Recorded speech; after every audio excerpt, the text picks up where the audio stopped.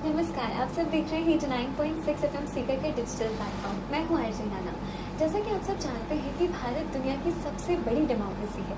यहाँ लोगों को एक अधिकार दिया गया है कि वो अपनी एक वोट से भारत का पूरा भविष्य बदल सकते हैं। और जैसा कि आप सब जानते हैं कि विधानसभा चुनाव अभी आने वाले हैं, तो उसी विषय पे चर्चा करने के लिए आज हमारे साथ मौजूद हैं हमारे सीकर के जिला कलेक्टर मिस्टर सौरभ स्वामी और हमारे सीकर के IPS Paresh Deshmukh sir. Thank you so much sir हमें अपना समय देने के लिए। वेलकम आप। सर मेरा सबसे पहला आपसे सवाल ये है कि जो आगामी चुनाव आ रहे हैं उनके लिए प्रशासन किस तरीके की तैयारियां कर रहा है? आगामी चुनाव को जो हमारे द्वारा 2-3 चरणों में बांटा जाता है। एक तो जो एमसीसी से पहले जो आचार संहिता लगेगी उससे पहले की तैयारियां, एक आचार संहिता के दौरान की तैयारियां और एक पोल डे की तैयारियां। इसके अंदर भी 3-4 चीज़ें होती हैं। जो आचार संहिता से पहले तो हमें केवल जो हमारी ट्रेनिंग्स करवानी है, विभिन्न हमारी जो टीम्स होती हैं उनको तैयार करना, पोलिंग पार्टी की ट्रेनिंग्स कराना, अन्य उसके ऊपर ज़्यादा वो रहता है। साथ ही साथ जो फॉर्म्स जो जोड़ने हैं 6, 7, 8, 6 नंबर फॉर्म, मतलब जिससे मतदाता सूची के अंदर जुड़ सकता है, 7 नंबर हटा सकते हैं, 8 नंबर जो है वो अपने मोबाइल नंबर या आदि चीज़ें चेंज करवा सकता है, उसके लिए पूरा एक प्रोग्राम चलता है। साथ ही साथ जो हमारी ईवीएम मशीन्स जो हमारे पास अवेलेबल है ज़िले के अंदर, उनके लिए चेक किया जाता है, एफएलसी चेक उसको कहते हैं। तो उसको उन मशीन्स को तैयार किया जाता है कि आने वाले चुनाव में उनको किस प्रकार से करना है। फिर आचार संहिता जब होती है उसके दौरान हमें अलग अलग चीज़ों का ध्यान रखना पड़ता है कि किस प्रकार से हमें पॉलिटिकल पार्टीज़ को कैसा अपना कंडक्ट रखना है, बाकी लोगों को कैसा कंडक्ट रखना है, मीडिया में क्या चलेगा, सब जगह पे जो रैलीज़ होंगी और चीज़ें होंगी उनको हमें कैसे रेगुलेट करना है, उसके बारे में काफ़ी चीज़ें होती हैं। और पोल डे वाले दिन तो सारी प्रक्रियाएँ, सुबह सुबह मॉक पोल कराना, पोलिंग अच्छे से समाप्ति हो जाए, 5, साढ़े 5 बजे जब वो समाप्ति हो तो वो सारी मशीन्स वापस आ जाएं, रखी जाएं अपने कंट्रोल रूम में, स्ट्रॉन्ग रूम में रख के फिर उनको लॉक किया जाए। तो इस प्रकार से अलग अलग भागों में डिवाइड करके और ये सारी प्रक्रिया उसको अंजाम दिया जाता है। सर पुलिस डिपार्टमेंट चुनाव के दौरान लॉ एंड ऑर्डर मेंटेन करने के लिए क्या तैयारियां कर रहा है? देखिए, चुनाव के परिप्रेक्ष्य में पुलिस प्रशासन की जो तैयारियां होती है वो भी पहले से ही शुरू हो जाती हैं। चुनाव को ध्यान में रखते हुए एक तो चीज़ होती है जिसे जितने भी इलाके के बदमाश है, जिनके वारंट निकले हुए, उनकी लिस्ट बनाई जाती है, अलग से टीम बनाई जाती है, अभियान चलाया जाता है और उन्हें पकड़ा जाता है। दूसरा, जिस किसी के पास भी वेपन है, लाइसेंस्ड वेपन है, तो कहीं वो उस लाइसेंस्ड वेपन को यूज़ करके किसी को डराए धमकाए नहीं और इलेक्शन को कहीं भी गलत तरीके से प्रभावित ना करे, इसलिए उसकी भी सूची बनाकर रख ली जाती है। और जिस दिन आचार संहिता घोषित की जाती है, जिस दिन भी घोषित किए जाते हैं कि भाई चुनाव इस तारीख को होंगे, उस दिन से आचार संहिता शुरू हो जाती है और आचार संहिता शुरू होते ही फिर उस डेटाबेस को यूज़ करके वो वेपन जमा करने की प्रक्रिया शुरू की जाती है। इसी के साथ साथ जो कुछ ऐसे व्यक्ति या ऐसे तत्व आइडेंटिफाई किए जाते हैं कि जो एक आपराधिक तत्व के हैं, एक आपराधिक बैकग्राउंड के हैं और या ऐसी कोई संभावना है कि वो इलेक्शन को किसी भी प्रकार से प्रभावित किए जा सकते हैं, तो उन्हें मजिस्ट्रेट के सामने ले जाकर उन्हें पाबंद कराना कि भाई आप इलेक्शन के वक्त शांत रहेंगे और आप इलेक्शन के वक्त कोई भी गलत काम नहीं करेंगे। ये प्रक्रिया पहले से ही शुरू हो जाती है। सीकर में अब तक लगभग 4000 लोगों को हमने बाउंड डाउन किया है और इसी के साथ साथ हमारा जो मैन पावर है उसको ट्रेनिंग देना कि भाई आपको आचार संहिता के बाद आपको क्या क्या करना है, आपको पोल डे के दिन क्या करना है।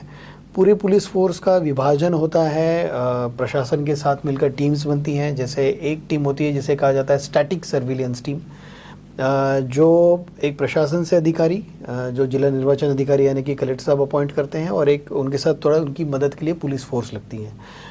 ऐसे कुछ जगह चिन्हित की जाती है हर विधानसभा क्षेत्र में कि जहाँ से कोई बदमाश तत्वों का या ऐसी कोई सामग्री का जिससे चुनाव पे प्रभाव पड़े, उनके नाके लगाए जाते हैं। कुछ ऐसी टीम्स बनाई जाती है जिसे फ्लाइंग स्क्वाड कहा जाता है। जब भी कोई इन्फॉर्मेशन आती है उस इन्फॉर्मेशन पे वो तुरंत जाते हैं, चेक करते हैं। जैसे कोई कह रहा है कि साहब यहाँ पे शराब बट रही है या यहाँ हथियार का प्रयोग हो रहा है या यहाँ पर कोई लोभ लालच दिया जा रहा है या यहाँ कोई डरा रहा धमका रहा है। उसी के साथ एक अलग से प्रक्रिया होती है, वो है वल्नरेबिलिटी मैपिंग की, यानी कि जहाँ पर ये देखा जाता है कि क्या कोई ऐसा इलाका है जहाँ के लोगों को कोई ऐसा तबका है जो अपने पैसों के बल पर या अपने मसल पावर के दम पर या अपने एक मेजॉरिटी और माइनॉरिटी के नंबर पर उन्हें प्रभावित करने वाला हो। तो ऐसे लोगों को और उस इलाके को चिन्हित करके वहाँ पर भी ये कार्रवाई ज़्यादा इंटेंस तरीके से की जाती है। ओके सर वोटर रजिस्ट्रेशन को बढ़ाने के लिए क्या कदम उठाए जा रहे हैं? वोटर रजिस्ट्रेशन हमेशा से जो है एक बहुत ही इम्पोर्टेंट एस्पेक्ट रहा है चुनाव का। इलेक्शन कमीशन का भी बहुत ज़्यादा फोकस इस चीज़ पे रहता है कि हम कोहोर्ट वाइज जो है डाटा की मैपिंग करें कि जो सेंसस हुआ है, सेंसस से जो पॉपुलेशन जो हमारे एस्टीमेट्स हैं उसके अनुसार ही हमारा जो जेंडर पॉपुलेशन रेशियो है और साथ में इलेक्शन पॉपुलेशन रेशियो है, ईपी रेशियो उसको कहते हैं, वो मेंटेन रहे। तो उसके लिए बेसिकली हर साल 1 अगस्त से लेके 15 दिन तक तो स्पेशल समरी रिवीजन होता ही होता है, जिसके अंदर BLOs जो हमारे होते हैं बूथ लेवल ऑफिसर्स, वो अपने अपने बूथ्स पे जाके बैठते हैं और जो जिस भी वोटर को मान लीजिए अपना नाम जुड़वाना है या कटवाना है अगेन या चेंज करवाना है, जो मैंने बताया 6, 7, 8 नंबर फॉर्म, तो वो उसके अंदर भरवा सकता है। इस साल क्योंकि यहाँ पे इलेक्शन ईयर था, इस साल 17+ के वोटर्स को भी जोड़ने के लिए स्पेशल अभियान चलाया गया, जिसके अंदर जो वोटर्स 1 अक्टूबर 2023 को 18 साल के हो रहे हैं उनके फॉर्म्स हमने एडवांस फॉर्म्स कलेक्ट कर लिए जनवरी में ही। तो अब जैसे और इस बार जो SSR भी है, जो हमने स्पेशल समरी रिवीजन बताया, उसको भी हमारे द्वारा 3 बार चलाया गया। अभी जस्ट अभी 19 को ही हमारा जो लेटेस्ट SSR है वो ख़त्म हुआ है। उसके अंदर BLOs जो हैं वो बूथ्स पे बैठते हैं, अलग अलग दिन बैठते हैं और कुछ फिक्स डेज भी होता है उसमें बैठते हैं। तो वोटर्स चाहें तो ऑफलाइन फॉर्म्स ला के उनको सबमिट करवा सकते हैं। इसके अलावा हाउस होल्ड सर्वे भी किया गया है हमारे BLOs के द्वारा। तो BLOs जाते हैं घर घर में, पूछते हैं कि इतने लोग हैं, कोई नया एडिशन हुआ है या कोई डिलीशन हुआ है या फिर कोई शिफ्टिंग हुई है, कोई एक्सपायर हो गया है, उन सब की लिस्ट बनाई जाती है और उन सबको ऑनलाइन किया जाता है। तो हाउस टू हाउस सर्वे जिसे हम कहते हैं वो हमारा ऑनलाइन है। फिर इलेक्शन कमीशन के द्वारा जो IT इनिशिएटिव्स के अंदर एक ऐप बनाई गई है, voter helpline app. Voter helpline app एक बहुत ही सुविधाजनक ऐप है, जिसके अंदर आप अगर आपको मान लीजिए अपना फ़ोन नंबर ऐड कराना है सपोज़, तो आप उसमें बस क्लिक कीजिए, आपका फ़ोन नंबर ऐड हो जाएगा। आपको मान लीजिए नया वोटर ID अपनी जनरेट करानी है, आपका एपिक कार्ड खो गया है, आपको वो लेना है, तो वो मिल जाएगा उसके अंदर। जैसे ही आप अप्लाई करेंगे तो फिर आपके घर पर आ जाएगा। आपको नया वोटर के लिए जुड़वाना है, उसका भी उसके अंदर ऑप्शन है। इनफैक्ट कई बार अपने को ये नहीं पता होता कि मेरा बूथ कहाँ है, मेरे को कहाँ पे जाके वोट देना है, या फिर मेरा एपिक कार्ड बहुत साल पहले बना था, बहुत साल हो गए मेरे को वोट दिए हुए, अभी भी सही सलामत है कि नहीं है। तो वो सारी चीज़ें उसके अंदर हम वो पूरा अच्छे से देख सकते हैं उस VHA ऐप के अंदर। और मान लीजिए कि अगर उसमें दिक्कत है तो आपका जो BLO है वो तो हमेशा से अवेलेबल है ही। और जो लिस्ट्स होती हैं, ये हमारी जितनी भी वोटर लिस्ट होती हैं, BLO वार वोटर लिस्ट, वो हम राजनीतिक पार्टीज़ को भी अवेलेबल करवाते हैं कि ताकि उनके भी जो एजेंट्स हैं वो भी जो है वो चेक कर सकें कि अगर उनके वार्ड के अंदर या फिर उनके मोहल्ले के अंदर कितने वोट हैं, कहाँ पे रखे गए हैं, कहीं कोई छूट तो नहीं गया है। और ये लिस्ट हम इस प्रकार से बनाते हैं कि मोहल्ला वार लिस्ट बनाते हैं, उन्हें सेक्टर वाइज लिस्ट बोलते हैं, ताकि उससे क्या होता है कि अगर मान लीजिए एक परिवार में 6 लोग हैं, 6 लोग अगर एक ही बूथ पे जा रहे हैं तो प्रोबेबिलिटी ज़्यादा बनती है कि वो जाके वोट करेंगे। लेकिन अगर मान लीजिए 2 इधर हैं, 2 इधर है, 2 इधर हैं, तो दिक्कत आती है। तो उनको भी कैसे एक जगह पे रखना है, हेल्दी ई-रोल बनाने के ऊपर बहुत फोकस रहता है। सर कई बार ऐसा देखने को मिलता है कि रजिस्ट्रेशंस होते हैं लेकिन लोग वोट देने नहीं आते, तो आपके अकॉर्डिंग ऐसा क्यों होता है और इसे कैसे एनकाउंटर किया जा सकता है? बहुत रीज़न्स हैं। हमारे जो स्टेट का एवरेज है, जो पिछली बार अगर हम विधानसभा की बात करें तो 74% के करीब हमारा पोलिंग एवरेज था। सीकर का जो पोलिंग एवरेज लास्ट बार था वो 72% था। 2% हम स्टेट से भी जो एवरेज से नीचे थे। तो गांव, अगर मैं गांव वाइज बताएं तो अलग रीज़न्स हैं, शहर वाइज अलग रीज़न है। कई बार शहर की जो पॉपुलेशन होती है वो माइग्रेट करते हैं, यहाँ पे नहीं रहते, कोई पढ़ने के लिए गया हुआ है। फतेहपुर साइड की अगर हम बात करें तो विदेश में गए हुए हैं, कोई अपने जॉब अपॉर्चुनिटीज़ के लिए गए हुए हैं। बहुत सारे ऐसे लोग हैं जो कि अपना वोट गांव पंचायत के चुनाव के लिए तो यहाँ पे रखना चाहते हैं, पर वैसे यहाँ पे रहते नहीं हैं। तो इस वजह से भी कुछ कारण होते हैं। बेसिकली माइग्रेशन हम पहला कारण देखें तो। दूसरा कारण होता है अपना अर्बन एपैथी। हमारा यूथ है तो यूथ सोचता है कि कई बार ये आ जाती है कि ये तो छुट्टी का दिन है, तो इस दिन हम कुछ और काम कर लें, वोट देना शायद ज़्यादा ज़रूरी नहीं है उनके लिए। और इसके अलावा और भी बहुत सारे रीज़न्स होते हैं। कई बार किसी पर्टिकुलर ग्रुप की, जैसा कि अभी SP साहब भी बता रहे थे कि किसी ग्रुप्स का दबाव होता है, उसके लिए तो हम अलग से कार्रवाई करते ही करते हैं कि कोई वो ना दे वोट। कई बार वोटर रजिस्ट्रेशन में, जैसे मैंने बताया कि कई बार जो है नाम जुड़ने से रह जाता है, कई बार उसको ये नहीं पता होता कि मेरा बूथ कहाँ पे है। छोटे छोटे रीजंस होते हैं जिसकी वजह से वो नहीं जा पाते। सर, वोटिंग परसेंटेज को बढ़ाने के लिए क्या कदम उठाए जा रहे हैं? वोटिंग परसेंटेज को बढ़ाने के लिए 2 स्टेज की प्रक्रिया अपनाई जाती है। सबसे पहला तो ये देखा जाता है कि पिछले चुनाव में जो जिन बूथ्स के ऊपर हमारे, मान लीजिए हमारी जो एवरेज थी 72% था हमारा, उससे कम कितनों में पोलिंग हुआ। एक तो बूथ वाइज प्लान बनाया जाता है, बूथ वाइज टीम्स गठित की जाती हैं, वहाँ पे लोगों से कांटेक्ट किया जाता है, वहाँ पे उनको स्वीप जो हमारा प्रोग्राम चल रहा है उसके तहत हम उनको मोटिवेट करते हैं कि आप जाएँ, जाके वोट करें, चाहे वो विभिन्न प्रकार के हम प्रोग्राम्स चलाएं, कोई रैलीज करें और सारी चीज़ें होती हैं उनके तहत। एक तो बूथ वाइज प्रोग्राम है। दूसरा है हमारे टारगेटेड ग्रुप्स वाइज प्रोग्राम। मान लीजिए हमारे यंग वोटर्स के लिए हम 17 से जो 19 का ग्रुप है उसके लिए हम अलग प्रोग्राम्स करते हैं, स्कूल्स में जाके, कॉलेजेस में जाके, किसी रेडियो जैसे यहाँ पे आके, और इस प्रकार से जो कि यंग वोटर्स को अट्रैक्ट करते हैं। फिर 20 से 29 ग्रुप वाले जो कि बेसिकली जो जॉब्स में हैं, तो उनके लिए चाहे वो विभिन्न इंडस्ट्रीज़ में जाके या फिर उनसे संबंधित कुछ चीज़ों के लिए अलग से प्रोग्राम्स चलाए जाते हैं। जो हमारे अगर जो टारगेटेड ग्रुप्स हैं, मान लीजिए हमारे सीनियर सिटीजन्स हैं, उनके लिए अलग से प्रोग्राम्स चलाए जाते हैं कि वो किस प्रकार से जुड़ सकें, मोटिवेट हो सकें। जैसा कि अभी 1 अक्टूबर को ही हमारा जो वर्ल्ड सिटीजन डे, जो सीनियर सिटीजन्स डे जो है, उसके तहत भी वो इस प्रकार के प्रोग्राम कराए जाते हैं। इसके अलावा जो हमारे PWD जो दिव्यांग मतदाता हैं उनके लिए भी डिफरेंट प्रकार के प्रोग्राम्स हैं। जो हमारे ट्रांसजेंडर्स हैं उनके भी कि किस प्रकार से तो ज़्यादा से ज़्यादा वो जुड़ें और फिर वो सभी वो वोट देने आए, उन तक भी रीच की जाती है। तो ऐसा करके कोई भी टारगेटेड ग्रुप जो है उनको भी मिस नहीं किया जाता। और साथ ही साथ कोई भी बूथ जहाँ पे पिछली बार कम परसेंटेज रही है उनको भी टारगेट करके, और जो है विभिन्न माध्यम से, जो हमारा एक इंटीग्रेटेड प्रोग्राम है जिसको हम स्वीप कहते हैं, उस स्वीप के माध्यम से हम विभिन्न प्रकार के प्रोग्राम, चाहे वो MCC के दौरान या MCC से पहले, वो करे जाते हैं। और हर बार, अब की बार भी हमने एक हमारा लक्ष्य रखा है कि जिसके अंदर हमारे जो हम वोटिंग परसेंटेज वो 80% करना चाहते हैं। इलेक्शन ने 75 का दिया है, हमने अपना टारगेट 80% रखा है। और उसी से संबंधित हमारे विभिन्न मैस्कॉट भी बने हैं। जो हमारा शाहीन, जो ज़िले का जो हमारा पक्षी है, उसको हमने मैस्कॉट बनाया है। हर वोटर को हमने एक शाही वोटर का एक दर्जा दिया है। और उन सबसे यही अपील की जाती है विभिन्न प्रकार से, जैसे आज भी एक कोई पेंटिंग कंपटीशन था, कुछ और था, हर किसी प्रकार से अलग अलग प्रोग्राम से टारगेट करके अपील की जाती है कि आप ज़रूर ज़रूर ज़रूर वोट देने अवश्य आएँ। सर, पोलिंग डे से पहले क्या क्या चैलेंजेस आपको फेस करने पड़ते हैं और आप उसे कैसे काउंटर करते हैं? देखिए, ये जो भी हम तैयारी कर रहे हैं, मैं समझता हूँ कि उसका एक जो एक फाइनल जो स्टेज परफॉर्मेंस है वो पोलिंग डे होती है। और उस दिन जो भी तैयारी की है, जो भी आपका आइडेंटिफिकेशन है कि भाई ये बदमाश तत्व है, ये आपके ऐसे तत्व है जो कोई इशू क्रिएट कर सकते हैं, उनको बार बार चेक करना, वहाँ पे लगातार राउंड लगाना, हर एक पोलिंग बूथ पे जा के चेक करना, हर एक पोलिंग पार्टी को चेक करना। और जैसे कि हम सभी जानते हैं कि पोलिंग बूथ जो होता है उससे 200 मीटर की जो दूरी है, इसके दौरान केवल वोटर्स का ही प्रवेश उसमें अलाउड है।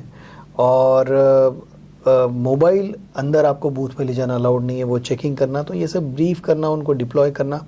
और उसके साथ साथ कुछ चीज़ें जो थोड़ी पहले होती हैं, जैसे कि पोलिंग डेज, जो पोलिंग डे है उसके 48 घंटे पहले कैंपेनिंग बंद हो जाता है, तो प्रचार प्रसार ख़त्म हो जाता है। उसी के साथ साथ एक निर्धारित समयावधि के लिए ड्राई डे की घोषणा होती है, यानी कि शराब की जितनी भी लाइसेंस दुकानें हैं वो सभी शराब बंदी होती है और शराब नहीं बेच सकते हैं। तो शराब की दुकानों को चेक करना, कैंपेन को चेक करना, 200 मीटर की अवधि में कोई पोस्टर बैनर नहीं लगे हो, जो कैंडिडेट या उनके ऑथराइज्ड जो एजेंट्स हैं और वोटर्स हैं, केवल वे ही अंदर आएँ और वहाँ पर शांति व्यवस्था पूरी बरकरार रहे। तो इसको लेके पूरा पुलिस बल, उसी के साथ साथ जो CAPF की कंपनीज हमें सेंटर से मिलती हैं, उन सभी का डिप्लॉयमेंट वहाँ पे होता है। रिजर्व पार्टीज़ बनती हैं, सेक्टर मजिस्ट्रेट के साथ सेक्टर पुलिस ऑफिसर बनते हैं, हर विधानसभा क्षेत्र पे सीनियर पुलिस ऑफिसर लगाए जाते हैं, रिजर्व्स हर विधानसभा क्षेत्र के अनुसार बनाए जाते हैं। तो ओवरऑल उस दिन पूरा प्रशासन ही जिसका पुलिस एक अभिन्न भाग है एक अपने टोस पे खड़ा रहता है और काफ़ी ज़्यादा विजिलेंस ग्राउंड पे रखना होता है, राउंड लगाते रहना पड़ता है, जो हमारा पुराना होमवर्क है उसको चेक करना और विजिलेंट रहना पड़ता है उससे। इसको इसी में ही ऐड करते हुए कि हमारे अब की बार जो इलेक्शन कमीशन के द्वारा निर्देश दिए गए हैं, हमारे जो अगर हम बात करें सीकर के अंदर हमारे 2060 बूथ हैं, तो उसके अंदर से हाफ नंबर ऑफ बूथ्स के ऊपर हम वेबकास्टिंग कराएंगे। इसका मतलब उनका जो डाटा है वो पूरा लाइव हम कैमरे के थ्रू, हम भी स्टेट में इलेक्शन कमीशन भी और फिर सेंट्रल लेवल पे भी इलेक्शन कमीशन के ऊपर डायरेक्टली देख सकता है कि बूथ के अंदर एग्जैक्टली हो क्या रहा है, कहीं कोई गड़बड़ तो नहीं चल रही, कहीं कुछ और नहीं चल रहा। तो वो भी एक मैकेनिज़्म है। कुछ जगह पे जहाँ पे हमारे जैसे पहले बात हो रही थी कि वनरेबल बूथ हैं या क्रिटिकल बूथ्स हैं, वहाँ पे एक्स्ट्रा जाब्ते के साथ साथ फोटोग्राफर्स को भी लगाया जाता है, एक्स्ट्रा लोगों को भी लगाया जाता है, जो कि उस पोलिंग प्रक्रिया की ऑब्जर्व करते रहते हैं, मॉनिटरिंग करते रहते हैं। इसके अलावा जो चुनाव आयोग की तरफ से ऑब्जर्वर्स लगाए जाते हैं, जो कि सीनियर ऑफिसर्स होते हैं, वो अपने माइक्रो ऑब्जर्वर्स को भी भेजते हैं, जो कि सेंट्रल गवर्नमेंट के एम्प्लॉयज़ होते हैं। तो वो भी पूरी प्रक्रिया के ऊपर नज़र रखते हैं कि ताकि पूरी प्रक्रिया जो पोल के दौरान की प्रक्रिया है, चाहे बाहर की प्रक्रिया है, वो पूरा सेफली चले। सर, जो पोलिंग बूथ्स होते हैं, मतदान केंद्र होते हैं, उन्हें किस तरीके से डिसाइड किया जाता है, किस तरीके से चुना जाता है? और जो दिव्यांगजन होते हैं और बुजुर्ग लोग होते हैं जो केंद्र तक नहीं पहुंच सकते, उनके लिए क्या प्रावधान किए जाते हैं? तो पोलिंग स्टेशन जैसा कि मैंने बताया हमारे सीकर के अंदर 2060 के करीब पोलिंग स्टेशंस हैं। बेसिकली इनको जो चुना जाता है, सबसे पहले तो ये देखा जाता है कि बिल्डिंग की सूटेबिलिटी कैसी है। वहाँ पे पोलिंग बूथ के लिए जैसे हम प्रयास करते हैं कि रैंप्स हों ताकि दिव्यांगजन जा सकें, 2 दरवाजे हों, एक एंट्री का हो, एक एग्ज़िट का हो, अच्छा वेंटिलेटेड हो, लाइट की व्यवस्था हो पूरी। वो सारी चीज़ें हर पोलिंग बूथ के अंदर एक चेक की जाती हैं। उसकी एक लिस्ट बनती है, AMF लिस्ट बनती है, फिर एक्सटेंडेड EMF लिस्ट पे बनती है, जिसमें वो हर चीज़ चेक की जाती है कि वहाँ पे टॉयलेट है, वहाँ पे लाइट है, वहाँ पे बाकी जो चीज़ें हैं वो सारी अवेलेबल हैं कि नहीं है। और सबसे जो ज़रूरी है वो रखा जाता है कि डिस्टेंसेस कितना है लोगों से। मैक्सिमम किसी एक व्यक्ति को अगर चल के जाना पड़ेगा तो कितना मैक्सिमम है, तो 2 किलोमीटर की लिमिट रखी जाती है कि उससे ज़्यादा किसी को भी वो रख के जाना ना पड़े। तो इसलिए आबादी के पास में, आबादी के बीच में इस प्रकार से उनका चुनाव किया जाता है। ऐसी बिल्डिंग्स में चुनाव किया जाता है जहाँ पे अच्छे से लोग आ सकें, पोलिंग प्रक्रिया भी करवा सकें। एक्सेसिबिलिटी होना बहुत ज़रूरी है कि रोड से गाड़ियाँ जा सकें, क्योंकि उस दिन वहाँ पे भीड़ होगी। पोलिंग पार्टी के एजेंट्स भी बैठते हैं, सभी लोग बैठते हैं, तो कमरे का साइज़ भी पर्याप्त, सारी चीज़ें का ध्यान रखा जाता है। ख़ास करके दिव्यांगजन और जो हमारे जो ओल्ड एज वोटर्स जो हैं, उनके लिए स्पेशल प्रोविज़न्स किए जाते हैं। हर पोलिंग स्टेशन के ऊपर हमारे द्वारा व्हील चेयर्स रखी जाती हैं। इसके अलावा स्पेशल गाड़ियाँ लगाई जाती हैं। हमने अपनी पोलिंग जो ई-रोल जो मैं बता रहा था उसके ऊपर हमारे सीनियर सिटीजन्स और जो हमारे दिव्यांगजन है PWD, वो हमने मार्क किए हुए हैं कि इस बूथ के अंदर इतने PWD हैं, इतने हमारे सीनियर सिटीजन्स हैं। तो उन सब के लिए जहाँ पे ज़रूरत पड़ती है वहाँ पे बसेस का भी इंतज़ाम किया जाता है कि वो जाके और जो है आसानी से वोट दे सकें। सर, ऐसा देखा जाता है कि चुनाव के वक्त कई असामाजिक गतिविधियां होती हैं, तो उन्हें किस तरीके से रोका जाता है? देखिए, जैसे मैंने बताया कि प्रशासनिक अमले की तरफ से तो हर विधानसभा क्षेत्र में 3 टीम्स तो फ्लाइंग स्क्वाड के रूप में काम करती हैं, 3 टीम्स स्टैटिक नाकों के तौर पर काम करती हैं। उसके अलावा हर 10 बूथ पर या 10 लोकेशन मिलाकर एक तो सेक्टर अधिकारी होता है और उनके साथ पुलिस बल होता है। तो एक सेक्टर अधिकारी हो गया, एक पुलिस सेक्टर अधिकारी हो गया। तो इस प्रकार से पूरी तैनाती रहती है जो लगातार विजिलेंट रहते हैं। इसी के साथ साथ आम जनता को भी यदि अगर ऐसा लगता है, जैसे कि मान लो मैं किसी कस्बे में रह रहा हूँ और मैं देख रहा हूँ कि वोटिंग के एक दिन पहले कोई शराब बेचने आ गया, कोई पैसे देने आ गया, या कोई फ्री में लंगर चला रहा है या पेट्रोल के कूपन बांट रहा है, तो जहाँ हम किसी भी आम नागरिक को यदि ऐसा लगता है कि ऐसा कुछ होते हुए वो देख रहा है, तो सी विजिल नाम से इलेक्शन कमीशन का एक बहुत ही सुंदर ऐप है जो आचार संहिता के लगते ही ये ऐप एक्टिव होगा। ये ऐप आज भी डाउनलोड किया जा सकता है और इस ऐप में फ़ोटो खींचने का या वीडियो खींचने का लाइव ये प्रोविज़न है। और जैसे कि मान लो मैंने कुछ देखा, मैं तुरंत अपना मोबाइल निकाला, ऐप में गया, मैंने फ़ोटो और वीडियो लिया और मैंने अपलोड कर दी। जो भी शिकायतें दर्ज होगी उसका एक स्ट्रॉन्ग मॉनिटरिंग मैकेनिज़्म है। तो विदिन 100 मिनट्स उस पे जो भी कार्रवाई है वो करके रिस्पॉन्ड भी देने के लिए हम बाध्य हैं। तो ये एक बड़ा ही इम्पोर्टेंट ऐप है, सी विजिल ऐप, जिसके माध्यम से हमारी लोगों से भी अपील रहेगी कि भाई आपको जब भी कुछ ऐसा लगता है आप डाउनलोड कर सकते हैं उससे और उसके माध्यम से सूचना दे सकते हैं। इसके अलावा हमारे कंट्रोल रूम के नंबर हैं, डिस्ट्रिक्ट कंट्रोल रूम के नंबर हैं, हमारी सोशल मीडिया हैंडल्स हैं सीकर पुलिस की, चाहे फेसबुक पे हैं, इंस्टाग्राम पे हैं, हमारे व्हाट्सएप नंबर हैं, तो किसी भी माध्यम से कोई भी सूचना दे सकता है इसमें। सर, चुनाव के वक्त जो कैंपेनिंग होती है उसे किस तरीके से रेगुलेट किया जाता है? चुनाव के वक्त की कैंपेनिंग बेसिकली अगर हम बात करते हैं एमसीसी पीरियड के बाद की, कि जैसे ही जब हमारी आचार संहिता लग जाएगी उसके बाद क्या कैंपेनिंग की जाती है, उसको भी हम 2 पार्ट्स में डिवाइड करते हैं, कैंडिडेट के डिसाइड होने से पहले और कैंडिडेट के डिसाइड होने के बाद। तो जब तक कैंडिडेट डिसाइड नहीं होता तब तक एक तरह से एक पार्टी जो है वो अपना प्रचार कर रही है, कैंडिडेट डिसाइड होने के बाद कैंडिडेट अपना खुद का प्रचार कर रहा है। तो बोथ एस्पेक्ट से, एक तो इलेक्शन एक्सपेंडिचर के उससे भी एस्पेक्ट से भी मॉनिटरिंग की जाती है, साथ ही साथ किस प्रकार के कितने वाहन उसको अलाउड होंगे, कितने उसको, मान लीजिए अगर वो रिक्शा, जो लाउड स्पीकर वाले रिक्शा चलाने हैं वो कितने अलाउड होंगे, वो दीवारों के ऊपर या फिर वो होर्डिंग्स जो होते हैं हमारी साइट्स होती हैं उसके ऊपर वो कितनी साइट्स ले सकता है। इसके अलावा किसी भी प्रकार की वो कोई रैली कर रहा है, वो कोई फंक्शन कर रहा है, कहीं पे भी वो जा रहे हैं, उन सब के बारे में उनको पहले हमसे परमिशन लेनी पड़ती है। इलेक्शन कमीशन का एक ऐप है सुविधा जिसके अनुसार उनको परमिशन दी जाती है।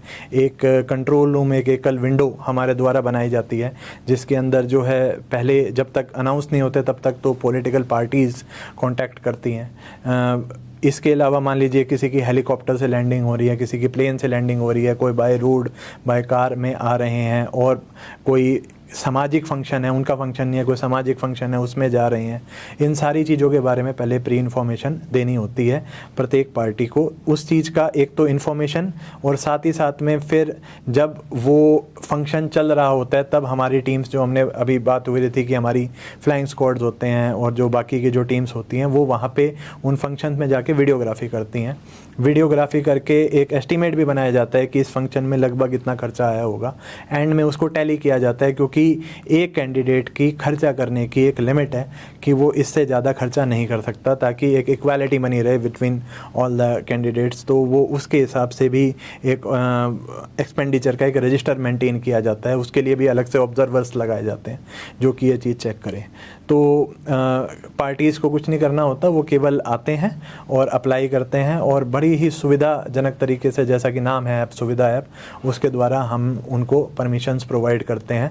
ये चीज़ का ध्यान रखते हुए, इक्वालिटी ध्यान रखते हुए कि मान लीजिए मेरे पास 20 साइट्स हैं, तो ऐसा नहीं है कि 18 साइट मैं 2 महीने के लिए किसी एक बंदे को दे दूं कि वो अपना लगा ले, ताकि इक्वालिटी मेंटेन रहे। अगर मेरे पास 2 मैदान है, मान लीजिए मेरे पास स्टेडियम है, मेरे पास रामलीला मैदान है, मेरे पास कोई और मैदान है, ऐसा नहीं है कि कोई एक आदमी 20 दिन के लिए उनको बुक कर लेगा तो ताकि कोई और पार्टी कोई प्रोग्राम ही ना कर पाए, ऐसा भी हो सकता है, पॉसिबल है। तो वो इन सारी चीज़ों को ही रोकने के लिए ये चीज़ की जाती है कि हर कैंडिडेट को, हर पार्टी को इक्वल अपॉर्चुनिटी मिले कि वो कहीं पे भी हावी ना हो और अपना प्रचार प्रसार जो है वो बड़े आराम से वो करता रहे। सर, ऐसा देखा जाता है कि जब भी इलेक्शंस आते हैं तो फॉल्स न्यूज़ बहुत ज़्यादा फैलने लग जाती है।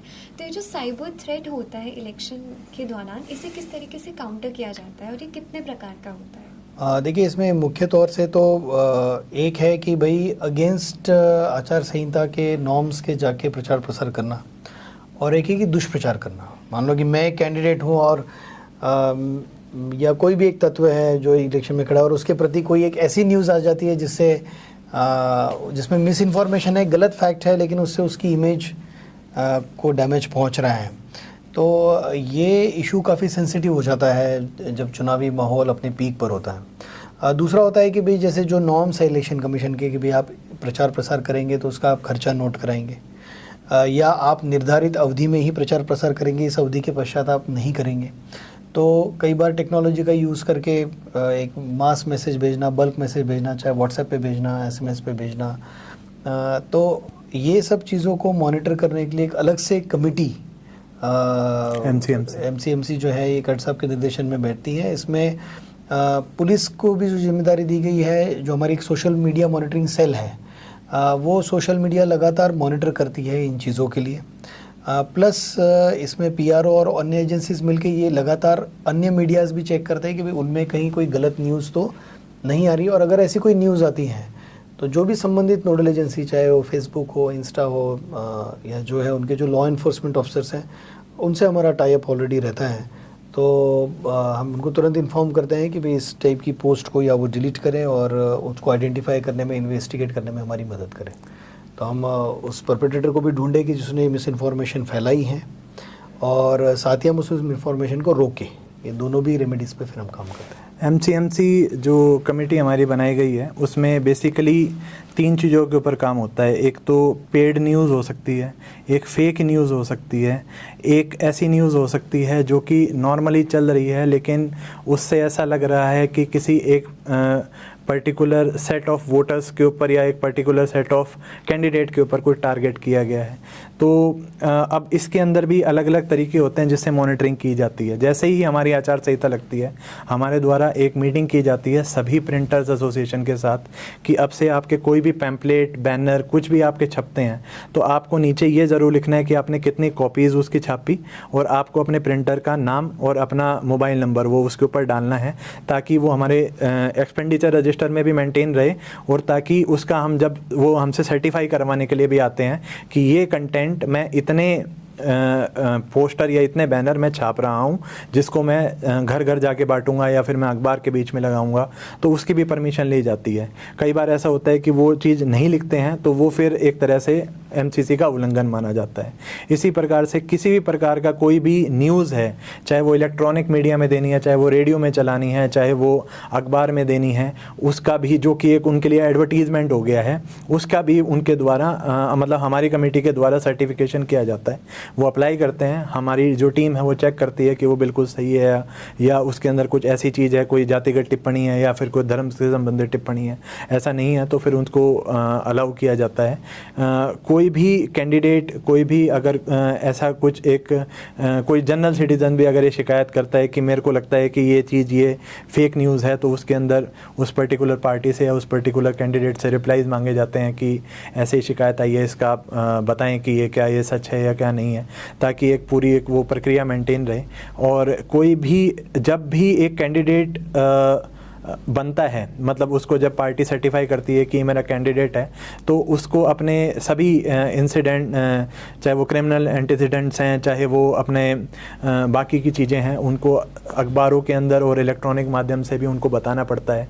तो ये सारी चीज़ें जो हैं ये उसमें साइड बाय साइड इस प्रक्रिया का ही एक पार्ट है जो हमारी एमसीएमसी कमेटी है, जिसके अंदर हर एक प्रकार का, चाहे वो प्रिंट है, चाहे वो इलेक्ट्रॉनिक है, चाहे वो सोशल मीडिया है। सोशल मीडिया पे भी जैसे एसएमएस पे बल्क मैसेजेस जा रहे हैं या व्हाट्सएप पे बल्क मैसेजेस जा रहे हैं या फिर फेसबुक के ऊपर पोस्ट लग रही हैं, तो वो उनका भी रेगुलेशन मॉनिटरिंग की जाती है।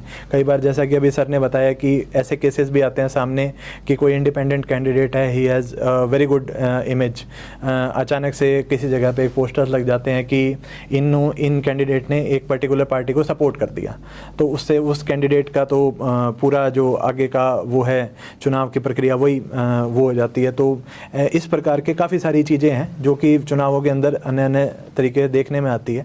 तो उसके लिए हमारे फैक्ट चेक के हैंडल्स बने हुए हैं, पुलिस का भी हैंडल है, हमारी टीम का भी हैंडल है, जो कि तुरंत इस चीज़ को डिनाई करते हैं। साथ ही साथ में अगर किसी पर्टिकुलर कैंडिडेट की इमेज को टार्निश किया गया है, कुछ किया गया है, तो वो एफआईआर के द्वारा या फिर अन्य माध्यमों के द्वारा भी इन सब चीज़ों से दूर रहने के लिए वो सारी कार्रवाइयाँ कर सकता है।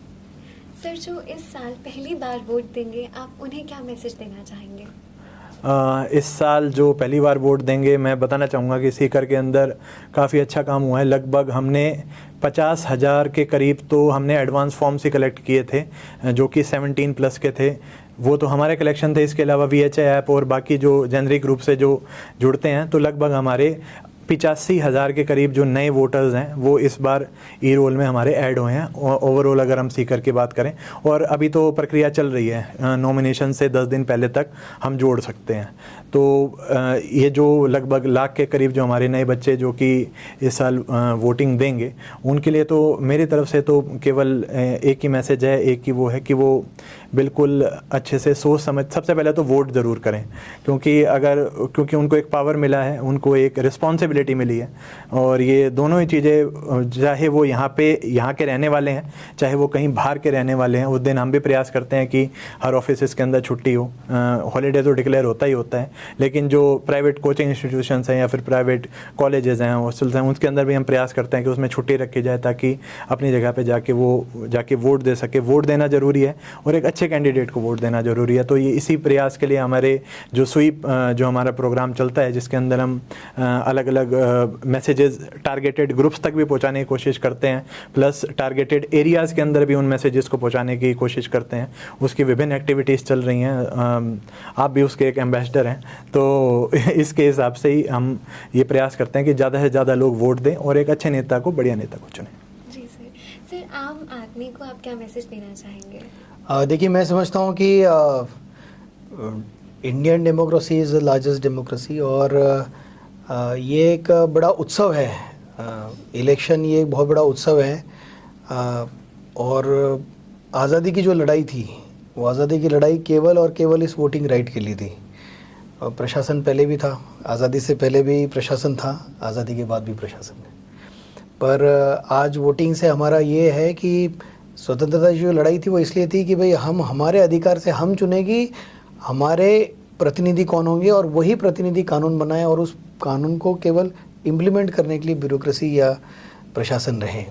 तो ये जो लड़ाई है उसको अगर हम थोड़ी भी अगर उनकी कदर करते हैं, उनको हम सम्मान करते हैं, तो अपने वोटिंग राइट को अपनी ड्यूटी मानते हुए जितने भी फ्रीडम फाइटर्स रहे हैं, लाखों लोगों ने अपनी अलग अलग तरीके से सैक्रिफाइसेस दिए हैं, उसको सम्मान के रूप में तो भी वोटिंग के दिन निकले और अपने वोटिंग राइट का प्रयोग करें। धन्यवाद sir, thank you so Thank much you. हमें समय देने के लिए। लोकतंत्र का करे सम्मान, देकर अपने मतों का दान। वोट सीकर वोट सुनिए मेरे यानी आरजे नाना के साथ हर शनिवार शाम 5 से 6 और पुनः प्रसारण हर रविवार 5 से 6 ओनली ऑन 89.6 FM सीकर, शहर की धड़कन।